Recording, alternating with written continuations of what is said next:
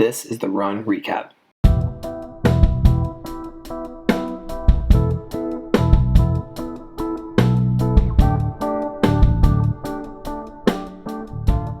What was your run today? What'd you do? I didn't run today, but I had a race this weekend. So today, I lifted at the gym today. Gotcha. Which, since we've been doing all our push-ups, I haven't been going to the gym really because I'm like, well, honestly, I'm just kind of beat after that many push-ups. But I know, me too. Yeah. Are you finding? So we're doing. Are you doing 200 today, or are you at 100 today? I've done 200 ever since you upped it to 200. I've done 2, and then I went back down. I haven't intentionally gone down to 100, but I've missed the 200 a few times. I didn't get the 200. The last 2 days I backed off it because I just feel that elbow was just being silly. So I'm going to go back down to 100 and limit movement, like you were saying, so that if I'm not getting that, and I'm like, okay, just make sure I don't go and actually injure something doing that. But so do you notice? Because you kind of live in a gym, so you might not notice the difference. But from doing a ton of push-ups, do you notice a physical difference from that? Yeah, I do, because it's the quantity. You up the quantity and you notice a little bit of difference. It's not dramatic for me, but it's here and there. I haven't noticed a big difference this time around, but I typically do because I haven't been doing. I spent a long time doing 100 a day, and lately the past year or so I haven't been. I've been doing, maybe 50 or so spread out, and so bumping it back up to 100 and 100 plus is different for my body, so it's definitely going to respond. So there's a little bit of definition change, but it's not as dramatic as that's not a big change. Well, since it is normal for you to do quite a few every day anyway. I go from I do these things or I don't do push-ups, period. I just get around to it. And it's funny because you think of push-ups like I'm going to do it's basically a bench press, right? Kind of. Yeah. But it's really not once you do a whole bunch. I can, I've been doing dumbbell presses. Is there a better word for it than that? Instead of a bar, I'm using dumbbells. Yeah. But it's still a bench press because you're on a bench. Yeah. Anyway, I've been doing those, which I like better that having it loose. It seems to work a little more parts and stuff like that. But that's very much like chest stuff. And then push-ups work your core so much, and I don't notice it until we're doing 100 or 200 a day, and then I realize geez, is this better than sit-ups? It just as far as just my whole core tightens when I'm doing a ton of push-ups. It's really a nice quick addition. There's a big trend on all the social medias of trainers or influencer fitness people or whoever they are talking about how sit-ups are terrible, and if you're going to work your core, you should only be doing planks or side planks or isometric holds and that kind of thing, which to me is nonsense. At the same time, there is truth to that. Both things are true at the same time. If you're looking for a strong core overall, you should do more than sit-ups. Sit-ups aren't the best route for a strong core, but to say that sit-ups and crunches don't have any value is really short-sighted and naive. But it is funny because push-ups, if you do enough of them, if you do it for a prolonged time and your volume is high, you absolutely feel it in your core. Lockwood popped on my back when I was doing them at home because he just could not get on me if I'm doing push-ups. I try to get him to do them next to me sometimes, but if I'm on the floor, he wants to be on top of me, right? So I did. Natalie still did the exact same thing. Exactly. And so I started doing higher volume with him on my back, and I did the one day, I think I posted a video of it, and I did 40 with him on back, and he's 25, 26 pounds, something like that. And so it made him harder, but it wasn't crazy hard. And the next day I was surprised at how sore my abs were. Right.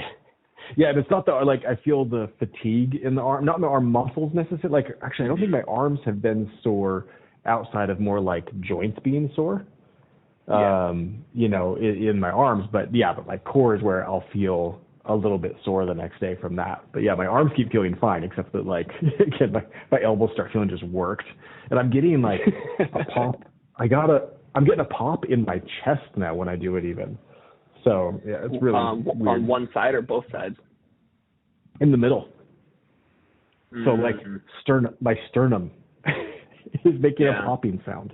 And I don't feel anything, like nothing's moving or anything like that. But it's just making, you know, kind of like when your ankles crack and you walk, it's just making a sound when I'm doing them now. It's really weird.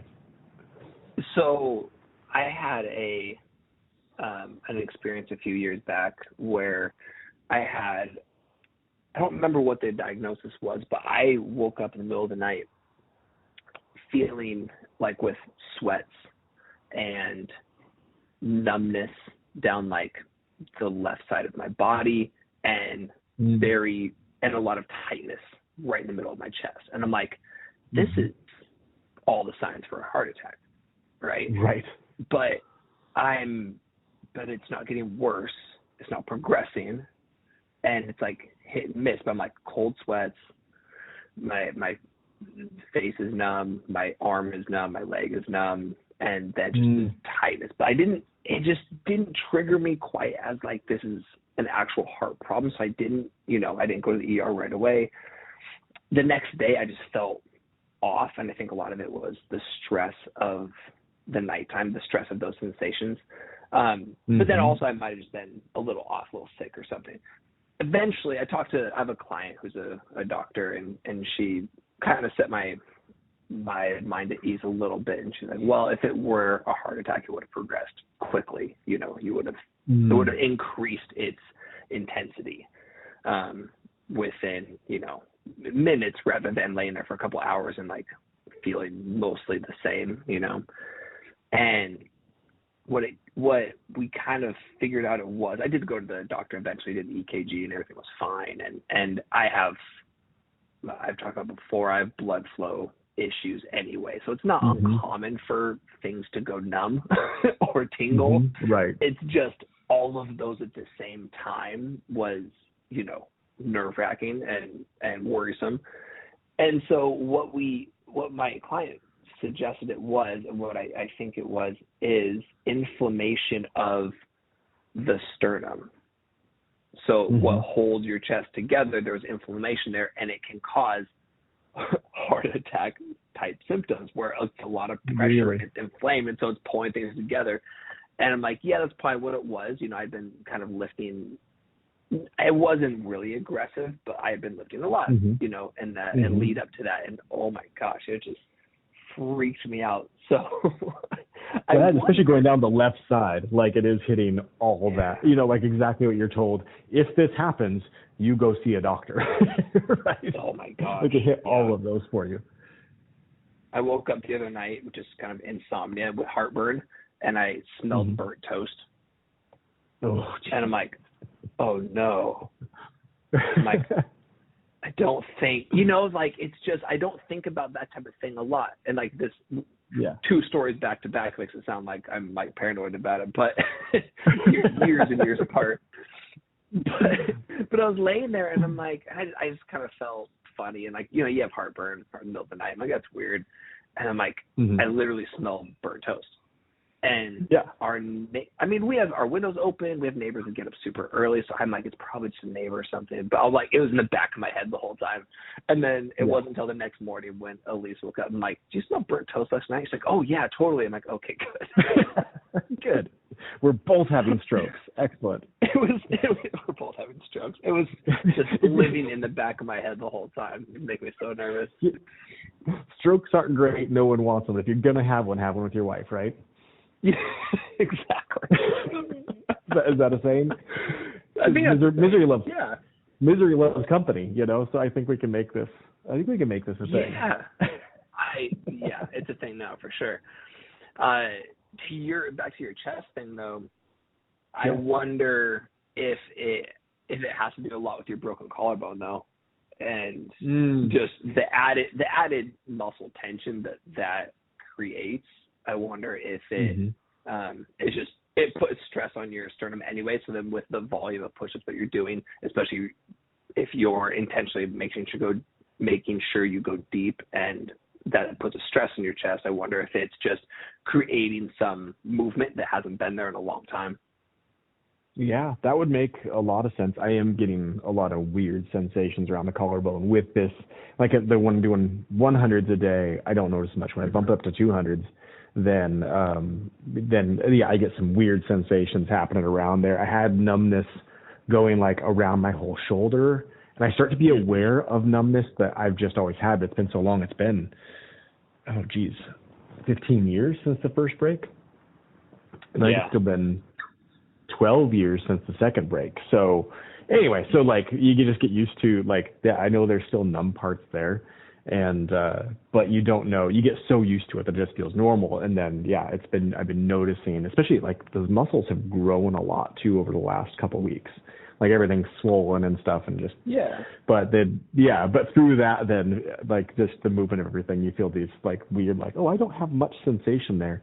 And I started to realize, well, I got a tattoo right over the scar, and I started to realize like I'm way more numb there than I think. And I think that's why, my tattoo artist was really scared about like, this is really, really going to hurt. And then did it and like, just didn't hurt. And at first I thought like, okay, well maybe, people just experience things different or whatever, that kind of thing. Yeah. And then over the last, like, especially over the last week, as I've really been more aware of how much numbness I have, I'm like, no, I actually just couldn't feel it. I need to get my whole shoulder tattooed, because like, I definitely have numbness all the way around my shoulder. Also, I don't have very much sensation there. So why not go crazy with it then, right? Yeah.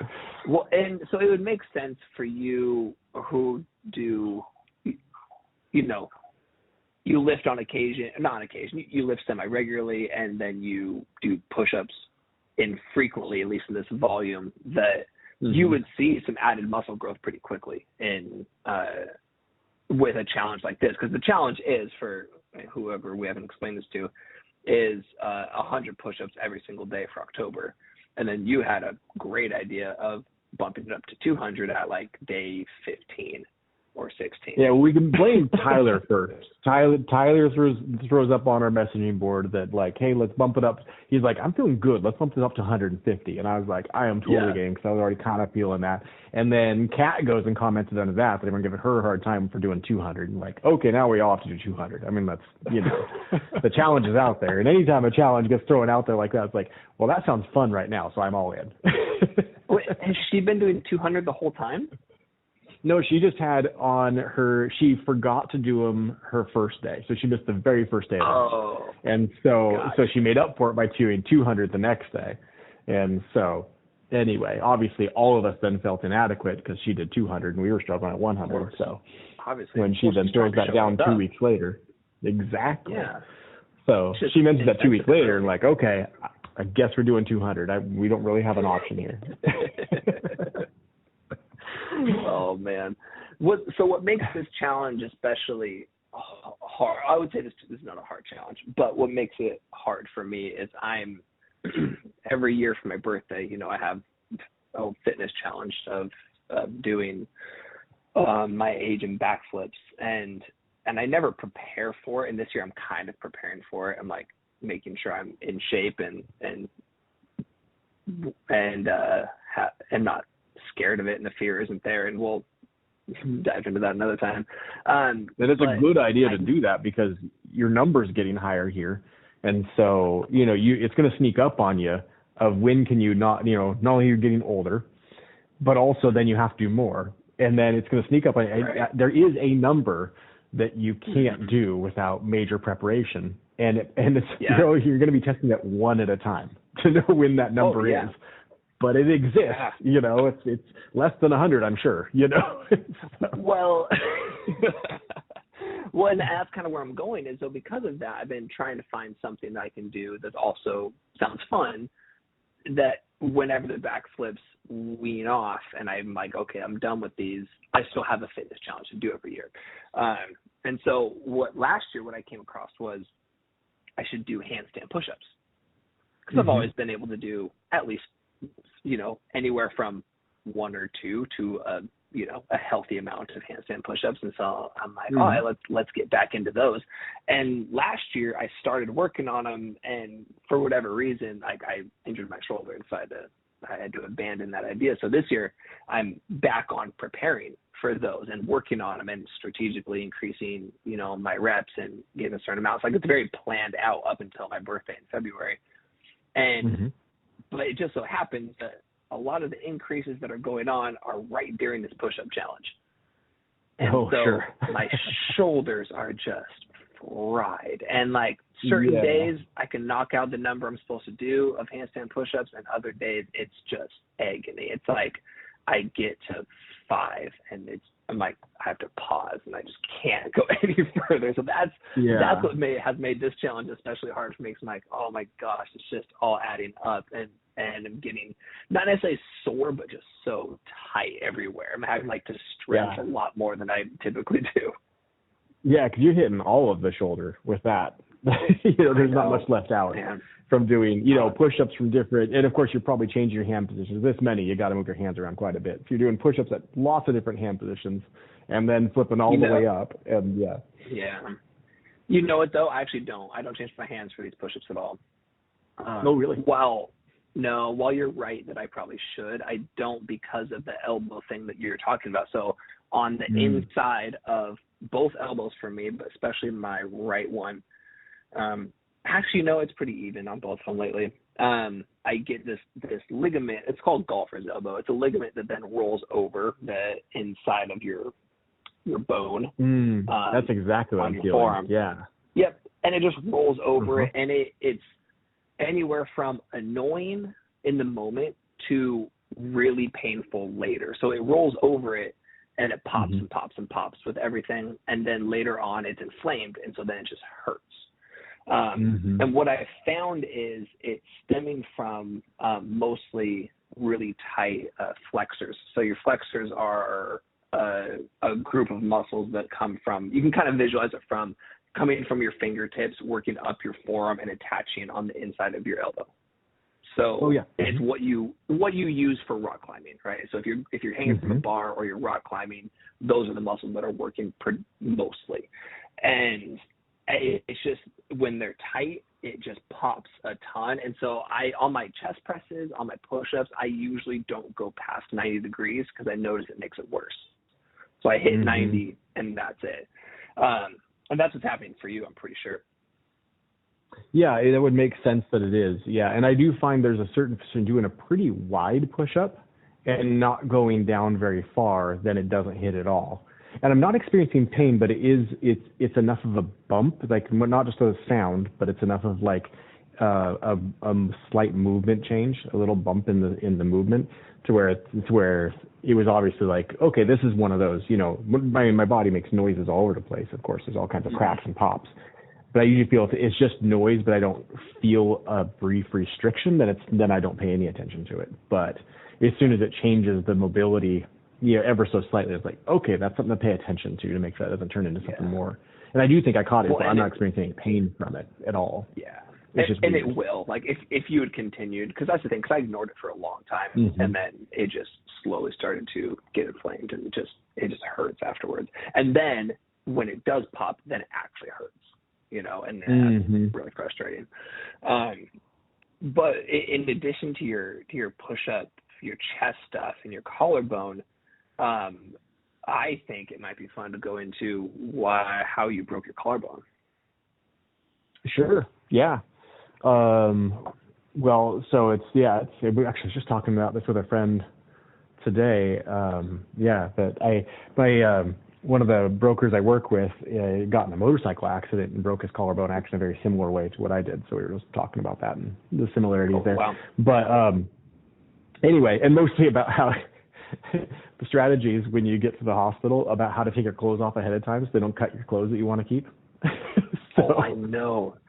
That was Dad's biggest beef when he broke his arm snowboarding, is they had to cut his brand new hoodie off. Yeah, his brand new hoodie that was like an $80 hoodie too. Like it was a nice, water resistant hoodie, and had to cut that off. And his favorite hoodie, and how hoodies are, when you have a good hoodie, that they don't make that the following year. So you've got the one you got, and you'll never get it again. And yeah, and so they're worth more than what you pay for them. You know, they have so much value. Yeah. You really get the one you like. So anyway, so I broke my collarbone the first time I was skateboarding, you know, downhill skateboard racing, and this is let's see here. I had been married the first time for 2 years or 3 years, somewhere in there. So I had little kids and stuff, and I wasn't skateboarding as much as I was before.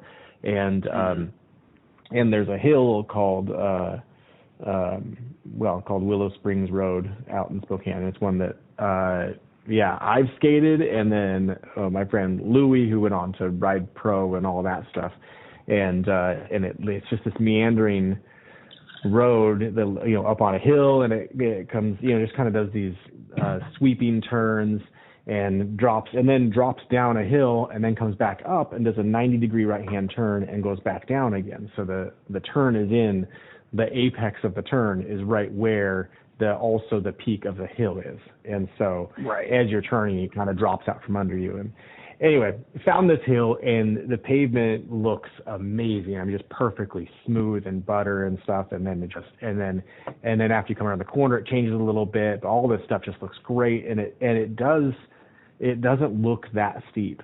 And the first time we skated it, jumped in, and you go, so you take off down the hill, and on those sweepers that looked really mellow, we were doing 40 miles an hour, like almost instantly. Like we were moving. Well, and I think it's helpful to mention that at this time and prior to this time, it was we're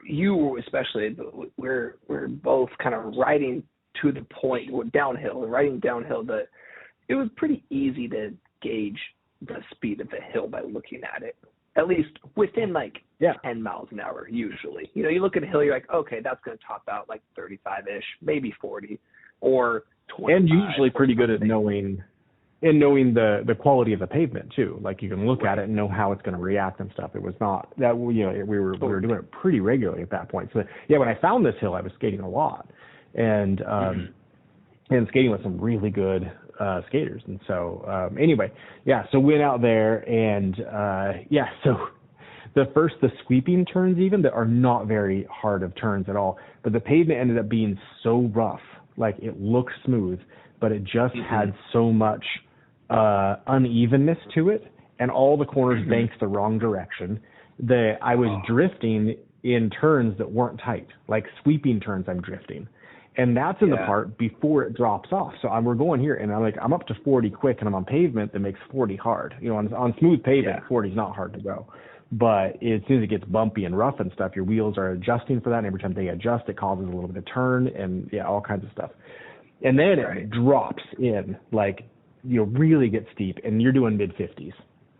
And then you come uphill where you don't really slow down much. I think you slow down to about 35, and because it's a pretty short up, and then it 90-degree right and drops out from under you. And a right-hand turn, if you're regular-footed, a toe side right-hand turn, sliding, you know, sliding into a corner is usually much more difficult than sliding from a heel side turn. You can't see as much where you're going. The angles are a little bit funky. Trying to get your weight off the board onto the inside of the corner is really hard to do on your toe side, because you're kind of wanting to face plant at that point.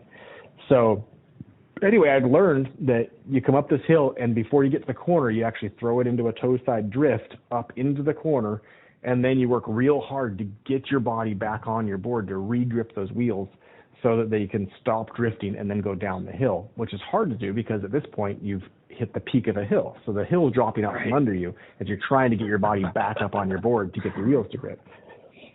So anyway, and then after it comes down that, you pop up right around 50 miles an hour again right after the corner. And then it has these kind of like dragon tail rollers after that for a while. And it's pretty mellow after that. It's not, you know, a big deal, but you still hit some pretty high speeds. It's just nothing technical about it. So anyway, so my friend Ben Ramsey came over, and he's he does videography professionally, And Oh, I forgot Ben was with you during this time. yeah, so Ben was with me. Yeah, it was just Ben and I out there. So Ben came over, and I was like, hey, I'd really like to get footage of this hill. Can you come out with me and do that? But I'd only skated like twice that year, you know, like I was just in a time of life where I couldn't do very much of that. I had little kids. I was working a bunch, and I was not in very good shape. And anyway, and then to go out How many times had you ridden this hill prior, like just overall? Oh, 3 at the most. Oh, that's what I thought. Yeah, I thought it was a pretty low number. Yeah, because the hill scared me bad, but I really wanted it on film because it was a cool hill, and and it was a dangerous enough one that like I wouldn't take people out to that hill, you know. So there's like, you know, I felt like my skill level was at the bottom of where you needed to be safe about being out there at all, and so I took guys better than me, and that was it, you know. Yeah. So. Anyway, so Ben was with me, and we went out there, and we wanted to get multiple shots. I had a GoPro, so GoPro had just come out with their first camera, so I had that on my helmet, wearing a full leather suit, full face helmet, all that stuff, and we wanted to get 3 separate shots so we could get like the video, the point of view shot, and then going down, and then we could also get, Ben with his camera having me go by or getting a long shot of me coming down this place. So we wanted to get in 3 different sections, so do 3 runs that splice them together if it's one. And anyway, so we did 2 that went just perfect, and then the last shot he wanted to do a blow by shot. So he's going to stand on the steepest part of the hill before the corner, so on the steepest part of the downhill, and I'm just going to stay in my tuck longer than I usually would and blow by him as fast as I could. So that was the plan. Nothing else mattered. So we just, let's get this shot, and then I'll just ride the rest or whatever. So so I come down, and I'm wanting to get out of my tuck, but nope, stay there. Just stay in your tuck, blow by him, and then you can carve off some speed and get ready for this turn. So I blow by him, and then tried to carve off a little speed. I'm coming to the quarter, so I'm like, okay, well, I gotta crank this drift hard, so I threw my board sideways on my toe side, so you're sliding backwards, and when I pulled it really hard, it's funny how things go into slow motion. Since obviously this is a fraction of a second is where this all took place. But I realized when I threw it really hard and pulled, my hand is on the board behind my left heel, and I lifted up to try and make my board turn harder. And when I lifted up, I took 2 of my wheels off the ground. So my drift is not slowing me down. So I'm just blowing through this turn. I realize it, throw my board back down, get my weight back on my board, and I'm coming right near the edge of the pavement. And right as I do that, I watch 2 of my wheels hit the gravel on the edge of the road, and then I'm just done. Then it was just instant ragdoll, head over heels tumble through the drainage ditch on the edge of the road, just tumbling through there. And again, it all went slow motion. So I remember every bit of it, just flipping around. And at one point and I'm seeing, as I'm flipping around, I'm seeing rocks, large branches, all these just stuff that collects, when you're in a road that's in the woods with a big ditch on the side of it. So tumbling through there, and I hear, and something glances off my head hard. I don't know if it was a stump or it was a big rock or something glanced off the edge of my head on the left-hand side and like hit my helmet loud enough, hard enough to make my ears ring. So slammed there, finished tumbling, and just came to a stop. And I'm just laying there, not moving, because all of that was like, okay, that was real scary. And there's, 100 ways that could have gone way worse. So at least I'm breathing. And I'm doing the full body check before I move and thinking, okay, do you feel anything? Is anything hurt? I'm just doing, head to toe all the way down before I move anything. And I'm like, okay, I think I just got away with that because I don't feel any pain at all. I'm just fine. So anyway, so I start to sit up, and then I realize that my left arm is numb. And I was like, oh no. Crap. Instantly I know exactly what happened because collarbone breaks are completely normal with these wrecks. We land on our shoulder and the bone breaks, And so anyway, I know what's happening. So I unzip my leathers. Again, I'm in a full leather suit. So there's not a scratch on me, because I'm fully covered. So I unzipped my jacket and I reach in and felt along my collarbone, and I could feel the bone pressing against the skin in 2 spots. So where it was broken, it already overlapped and crisscrossed, and I could feel both ends of the break in there. And like, oh, that's okay. So I worked on getting my helmet off, and then instantly threw up. Oh, really? I think just from, like right away, because I had scrambled eggs and Mountain Dew for breakfast. So, like I needed something in my tummy. So I, made scrambled eggs before I left. And I was like, okay, I need a little bit of energy. So let's grab some Mountain Dew, So I got it on the way Especially out. Back then in those days, that was a classic drink. Yeah, exactly. And so that was the energy drink back then, right? And so that's what I had. And so obviously, like, my stomach didn't want to hold that in anyway. But I think I don't think I got a concussion. I don't know for sure, but I don't think I got a concussion from it. But the throwing up, of course, would be a sign that maybe you do. But I think it was more just how scary that was. I think that's more where it came from. Well, and the broken bone often, elicits throwing up. Yeah, the trauma from that and stuff too. And well, geez, like what we were just talking about, the tattoo. Pain is a weird thing. I don't know if my body doesn't let me experience it, or if I have just less sensation in certain areas, or I'm really good at staying calm, and so then that makes things, not hurt or something like that. But the collarbone didn't hurt. It was fine. Yeah. And and I just remember not having any sensation at all over there. And I did, and I have learned a lot of techniques, is just like breathing techniques and stuff like that in order to stay calm when things go bad. And so since I've had a lot of breaks, and so so I've learned those things to do that. Anyway, so I don't know what it is, but that one, that's not me being tough. I didn't feel pain. It just didn't hurt. And so anyway, so got back, got in the car, and as we're driving, then bumps start to hurt a little bit, and I had to sit back and, let me back up. So Ben gets down to me. I'm now standing on the side of the road, and so, he comes, running over to me, and like, we're talking through what happened and everything, and we're thinking, this is cool also, because I had my GoPro on my helmet. We were really bummed that he wasn't doing the corner shot for this one. He had done 2 corner shots, and both those I nailed the corner, and like, this would have been so good on film. And so I didn't do that. And then we couldn't find my board. My board left the road and shot up the edge of the little ravine I was in, shot up the edge of that, and was hanging in a tree about 4 feet up. Oh my gosh. Yeah. So we went up the hillside was probably about 10 feet tall, and then it was a good 4 feet into a tree on top of that. Yeah. Wow. So anyway, so we get that all, out of there and in the car and stuff. We're driving. We had to stop 2 more times for me to throw up on the way back. And pain started settling in on the way too. So I found, like, if I pushed my shoulder back and leaned back in the chair, that it would alleviate it, and I was okay. But and just like keeping those muscles from tensing, and I've heard from lots of people, when you break a collarbone, when those muscles tense, that's when things really hurt, because pulling that bone, you're getting stabbed from the inside, all kinds of weird things. So anyway, so just keeping it calm, keeping it mellow, and then forcing my muscles to just relax, don't do anything, stay back there. And anyway, so then we got to the hospital, and first thing, like, I didn't have a lot of extra money at the time at all, and I had these motorcycle leathers. It was a 2-piece. It was a 1-piece suit that the coat could zip off, or the pants could zip off. So it all zipped together as one whole leather piece. And man, these things were tattered. Not only did I just get done falling through a ditch, so I'm covered in dirt and all that stuff. Before that, I wear these so I can fall on pavement, right? So there's holes in them.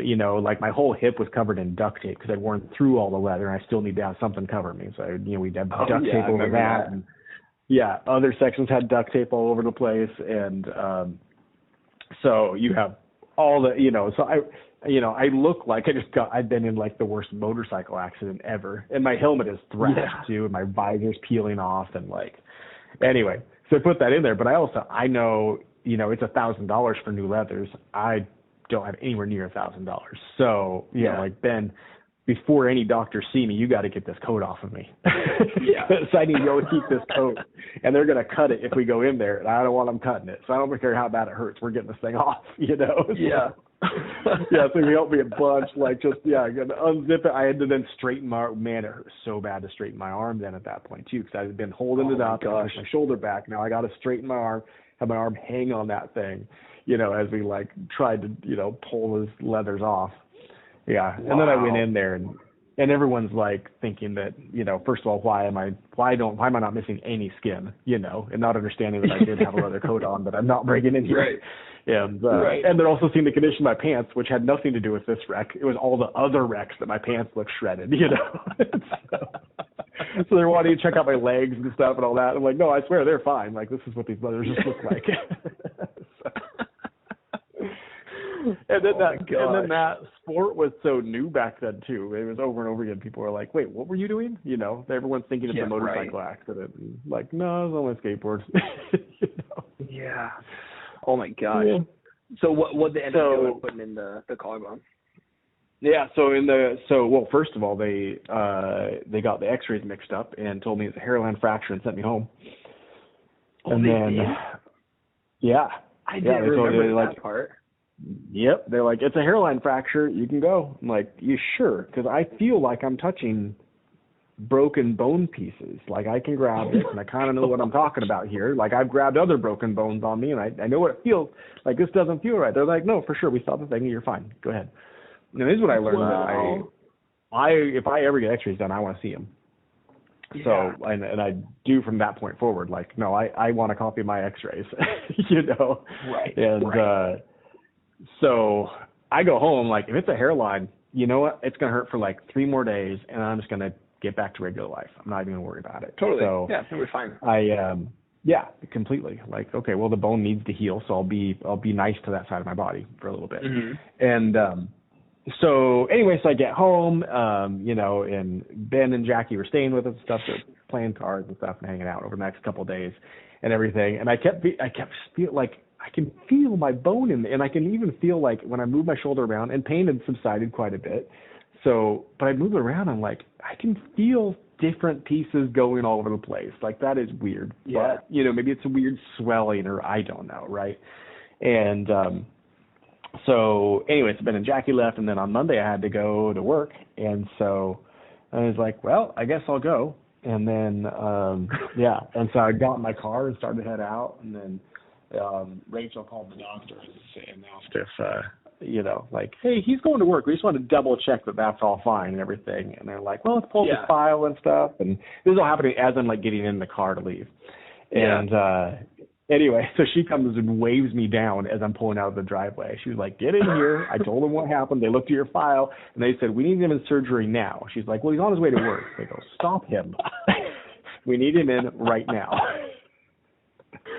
Oh my gosh. Yeah. So it was like right then, went in and saw them, and I think they put in the plate that night, if I remember right. So wow. Yeah. So they put in so it broke into 3 pieces, and so they put in a plate over the top, and then they had to screw a piece down in the middle back up into it, because a little like triangle shape in the middle had broken off into there.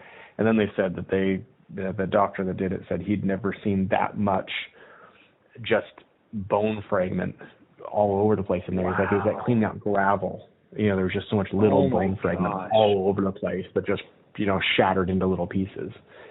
And so my guess is when that thing hit my head, whatever it was that hit my head, my guess is that actually shattered my collarbone rather than more of a shoulder hit like what's more normal, is my guess from what they described and stuff. But anyway. Man, that's wild. Yeah. So, had that happen. And then 3 years later, I was at a race in Montana, and I was actually skating much better at that point, too, than I was back then. I was much more experienced stuff I had raced a lot at that point. And at a race in Montana, and I'm doing around 35 miles an hour, and it comes down and it goes into a 90-degree left. And then after the 90-degree left, though, it is a really flat road. And the rules in this race were you can only push I think we were restricted to like 3 pushes at the beginning and no pushes after that unless you leave the road. So you have to have a wreck bad enough that you fell off the road in order to be allowed to push again. Okay. So the main strategy for this one was, the trouble with after this left-hand turn, it was so slow that anyone that can keep speed through this corner wins, basically. So what I decided to do was not go into the corner so hot.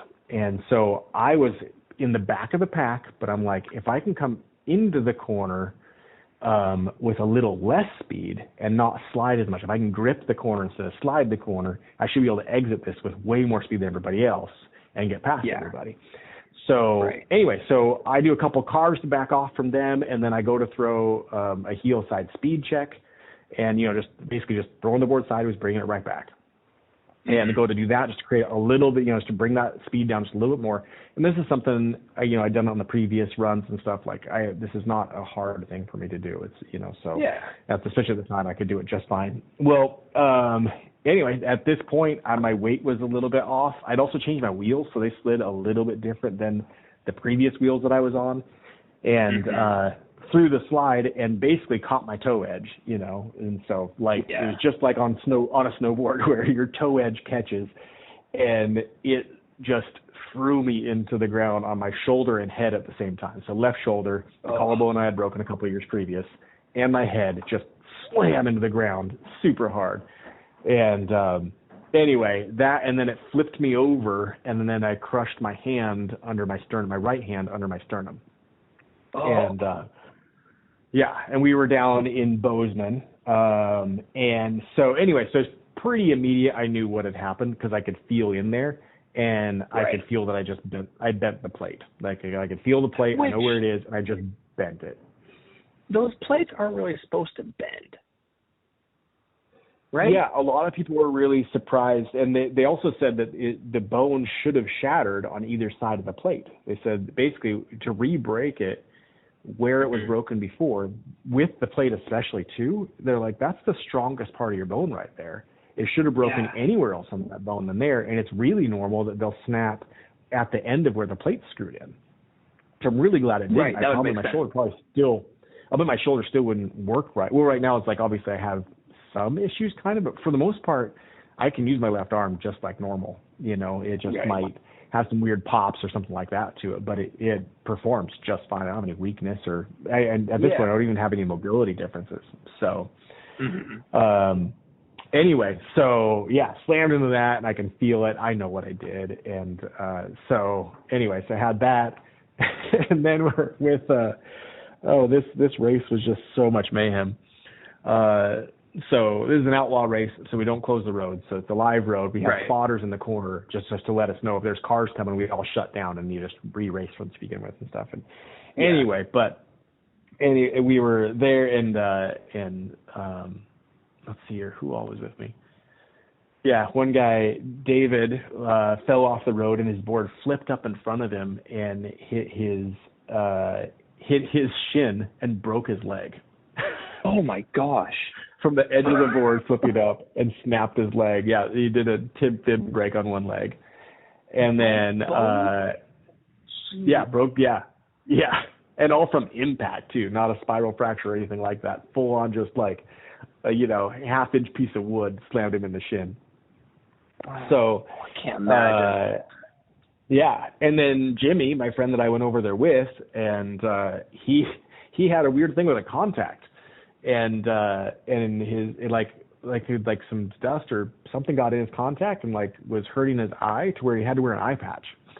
So anyway, so all three of us went to the Bozeman ER, which the Bozeman ER is the best ER, partly because they have nothing to do and they were super nice. Yeah. And we all just got hurt in the weirdest ways, and so they thought it was hilarious. So they really enjoyed just hanging out with us. It was one of the best times I've had in the ER. And literally no one else was there. So they put so I got my x-rays done, and saw that they bent the plate, and it was so cool too, because the x-ray tech, he's like, obviously I'm not allowed to tell you what's happening, but come here, you got to see this. So I got to see my x-ray on the computer screen before they even examined or whatever. So I'm like, well, I know what happened, I know what's going on. That's there. awesome. That's exactly what it. what I thought. So, so I could diagnose myself right off the bat, Yeah, And then right. my right hand, I broke my right hand also when I flipped over and landed on my hand.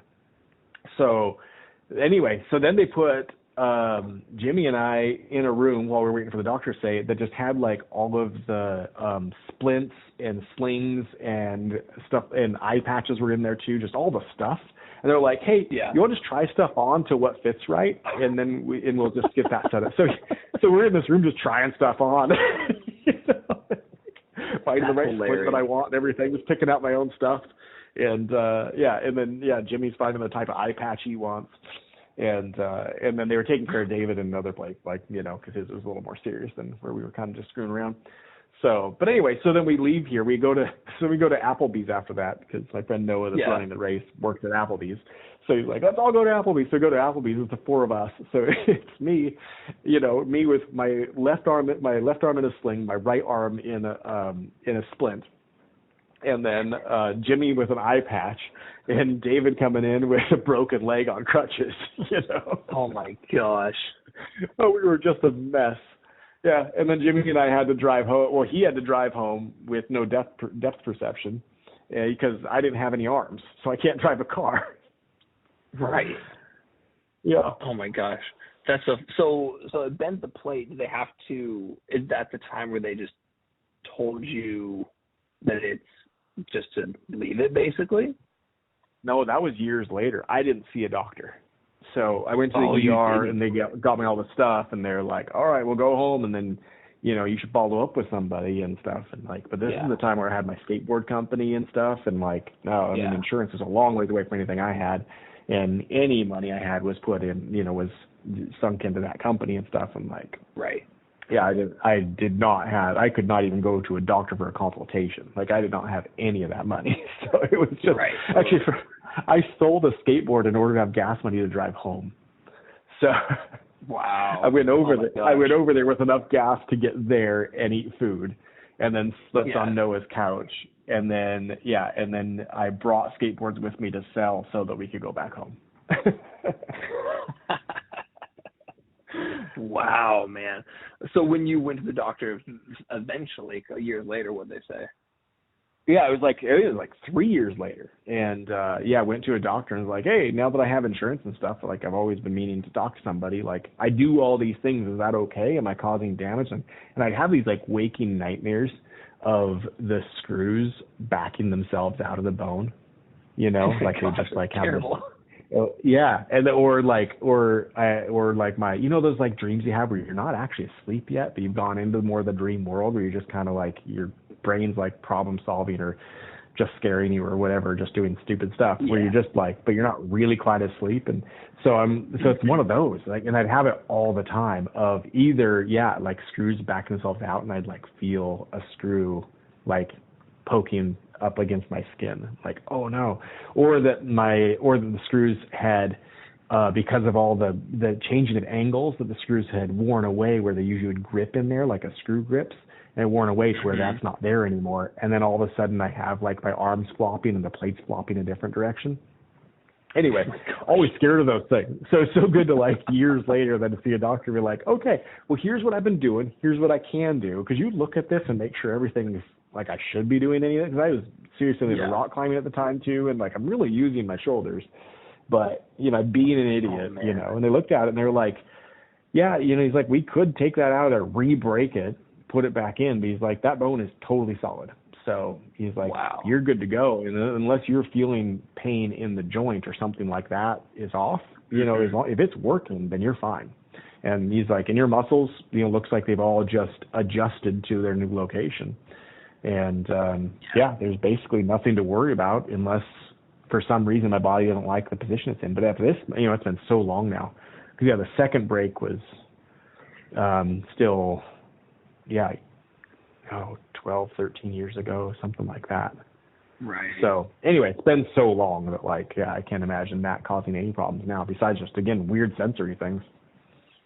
Yeah, it just looks funny because you still have a bend in that collarbone. Yeah, exactly. Yeah, it's got that. And then I know my shoulder is probably down and in a bit, you know, like Yeah. I'm not an even person right now. And it's probably not that Right. noticeable, but you know, but I'm sure that there's no way that shoulder's where it's supposed to be I feel like it's gotten better over the years. It used to be more pronounced, I feel like. Yeah. I might have just been in much worse shape too. Maybe, yeah. That would be some of it. I think just building muscle around it has made it look, because it really can't be in a different position, because that's, you know, it's like the you know, the skeleton itself is in a different spot, and so it shouldn't be able to adjust. But maybe I'm just so used to it. Yeah. Yeah. When I hardly even see it now, and then the scar isn't over the plate anymore, and it used to be. Like all kinds of things just kind of move, and yeah, it's pretty weird to watch. When you have those markers that you know what changes are happening, yeah, it's pretty weird. Mm-hmm. We don't usually get marks on our body to watch how the skin moves. So. No, we don't.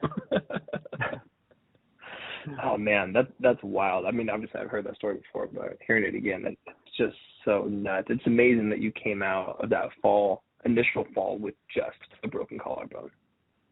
Oh yeah, and I've gotten so lucky that in any of the accidents I've been in, I've broken bones and not joints.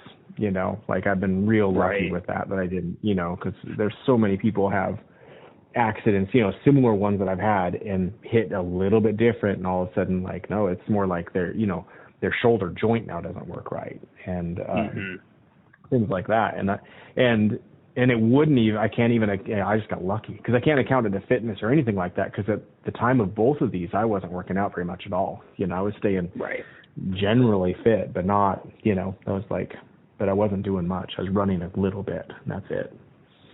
Yeah, you're running a little bit in longboarding.